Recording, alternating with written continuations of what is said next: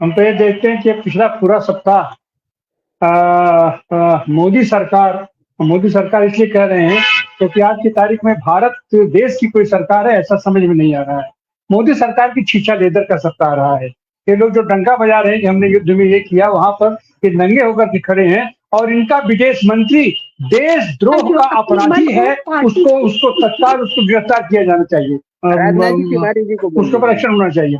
और आपका नेट चले गया। इनका इनका राफेल 3 राफेल जो जो इन्होंने तिगुने दाम पर खरीदा था, 3 राफेल इनका पाकिस्तान गिरा है। ये इनकी उपलब्धि रही है।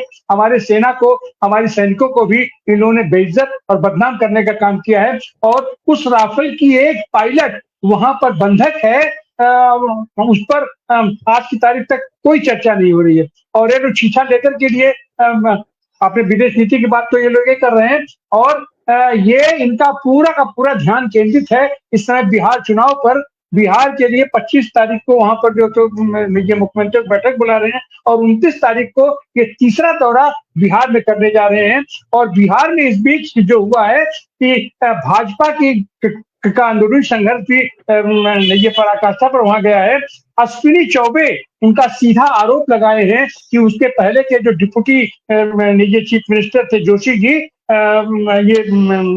ये सुशील मोदी की हत्या कराई गई है। तो इस तरीके का यह जो पूरा समीकरण उभर रहा है। और विदेश नीति की ये स्थिति है कि ये जो हमारा देश 120 देशों का नेता हुआ करता था, वह देश ब्रिक को भी उसे बाहर निकाल करके ट्रंप इसको डिक्टेट करने की कोशिश कर रहे हैं या उसको ये पदरित कर रहे हैं। और अभी हमारे जो ये पीयूष गोयल वहां गए हैं, जो बात ट्रंप खुलेआम घोषित कर देता है, फिर उसको लीपापोती करने के लिए इनके लोग चले जाते हैं। और जीरो टैरिफ पर अमेरिका को भारत में आमंत्रित किया जा रहा है। तो यह कुल जोड़ करके हम देखेंगे तो अपना पिछला सप्ताह भारत के लिए, भारत की अस्मिता के लिए, भारतीय सेना की अस्मिता के लिए बहुत ही घृणित सप्ताह रहा है। और उसमें मोदी जी नंगा होकर खड़े हैं और खास करके जयशंकर और इनके